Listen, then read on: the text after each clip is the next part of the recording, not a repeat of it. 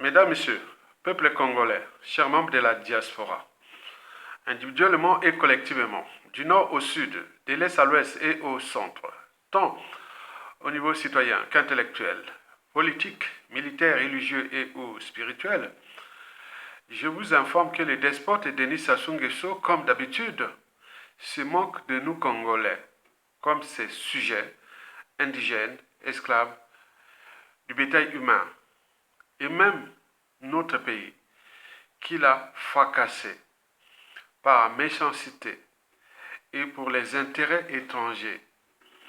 Bien entendu, avec notre naïveté, passivité et lâcheté collective, au regard des standards des peuples qui ne se laissent pas faire et qui se battent jusqu'à la mort. Mesdames, Messieurs, peuple congolais, chers membres de la diaspora, le despote Denis Sassou Nguesso, isolé aux abois et au crépuscule, a publié le charabia de Com dans un média France Afrique qui opère sur le continent, dont il finance et contrôle. Voici ce qu'il a dit. Je cite, je rendrai compte aux Congolais le moment venu. Ça ne vous rappelle pas quelque chose? En 1991, j'assume. Donc lui, il est dans cet ADN-là, de la naïveté, passivité des Congolais. Après avoir piétiné ce peuple et fracasser leur pays, il dit, un jour ou l'autre, je rendrai, attends, je lis voilà, je lis, je rendrai compte aux Congolais, le moment venu. Vous imaginez quelle insulte. C'est une insulte par rapport à ce qui s'est passé en 1991. Et donc, il avait dit, j'assume. Et après ce coup d'État, il était venu la fracasser tous ceux et celles qui avaient osé dire non à lui en 1991-92. Et là, depuis le coup d'État, il est là en train de jouer à l'idiotie, au mensonge, à la mégalomanie, au cynisme, à la corruption et à la ruse, jusqu'à combien de temps encore. Et donc il a dit, je rendrai compte au moment venu. Et donc vous imaginez, il a d'ailleurs fait dans ce charabia quelques éclairages de communication sur la crise libyenne, sur ses relations avec Moscou, Pékin et Paris. La COP 29 qui se tiendra certainement en Azerbaïdjan en novembre 2024. Des tensions sociales, donc il parle des tensions sociales. Un pays où les Congolais vivent désormais comme des rats, des cafards. Il a détruit ce pays, il parle des tensions sociales comme si, voilà, vous voyez, c'est léger quoi. Vous imaginez. Et éventuellement, il parle déjà des présidentielles de 2026. Ça, pour certains, ça porte, on peut même vomir. Quand on voit ça, on peut vomir pour certains.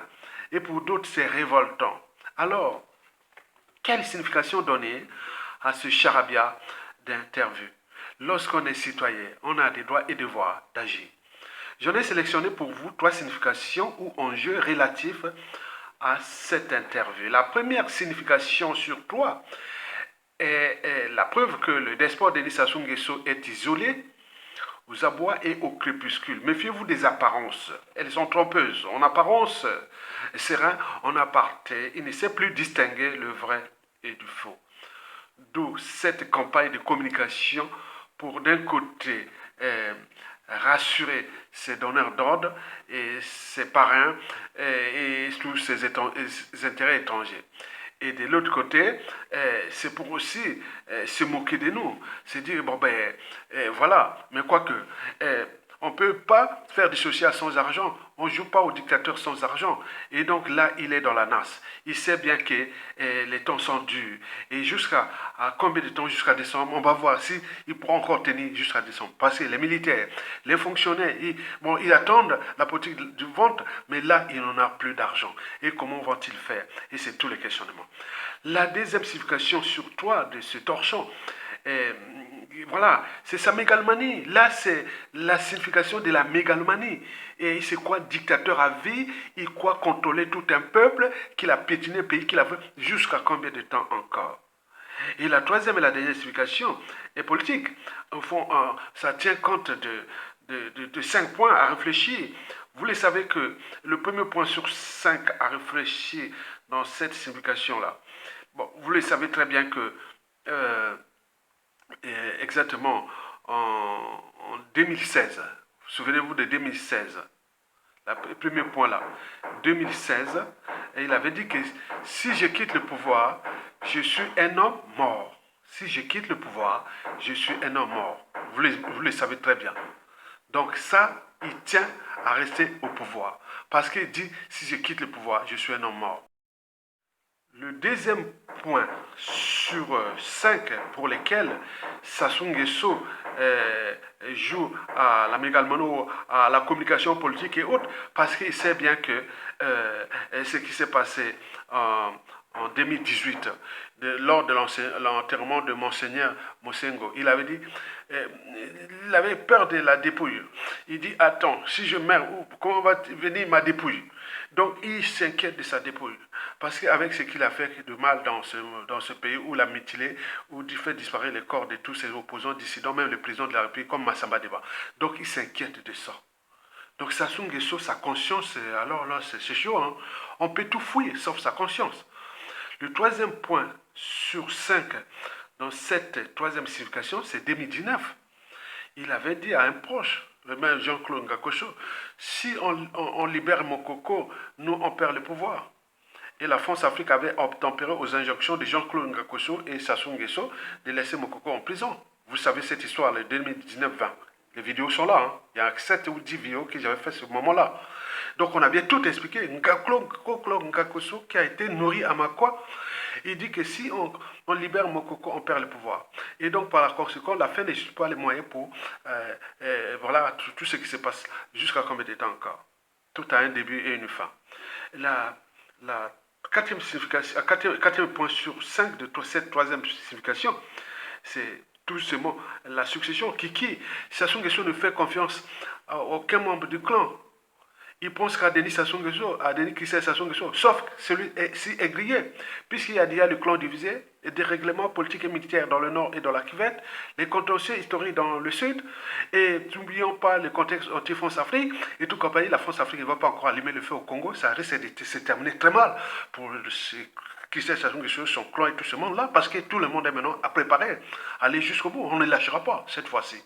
Donc on a laissé faire par ces anciens qui étaient des naïfs, des passifs et autres, mais on a vu comment il a décimé les familles, les autres, mais Kiki viendra encore faire pire que son papa. Et pour de nombreuses années, nous on ne sera plus là. Mais nous on se bat pour la génération actuelle et future, parce que nous avions un serpent à son aide, un serpent venimeux qui est là, qui sera dans le clan, Sassou Nguesso et son fils. Donc laissez encore ça aux générations actuelles et futures, mais quelle irresponsabilité collective? Non, certainement pas.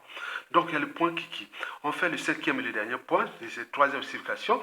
C'est surtout 97% des Congolais. Il dit que Sassou n'aura pas de tombe au Congo. Même les noms Sassou Nguesso, tout ce monde-là seront bannis de l'éducation nationale, de la vie de tout le monde qui portera un nom comme nom Sassou Nguesso après Sassou Nguesso. Donc vous imaginez qu'il y a des perspectives. Donc Sassou Nguesso est aux abois, isolé, au crépuscule.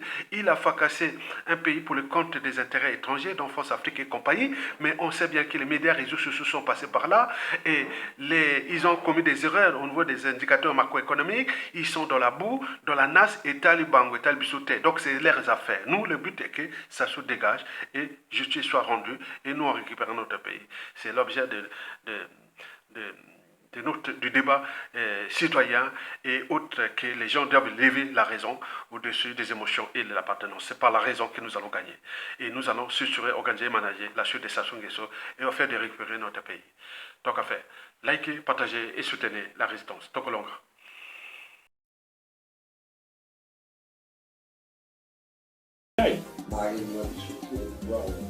Oui, c'est incontestable.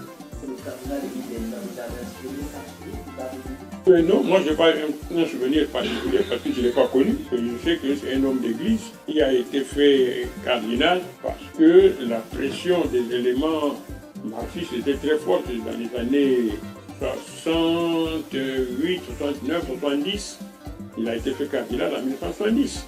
Et que à cause de cette poussée des éléments marxistes, et justement, comme les éléments qui l'ont tué, c'est des éléments qui se paraissent du manteau communiste, mais qui étaient en réalité des idéalistes et des fétichistes, ils ont pensé que le cardinal avait un grand pouvoir mystique dont ils voulaient s'emparer. Et comme ils n'ont pas pu s'en emparer, ils l'ont liquidé purement et simplement.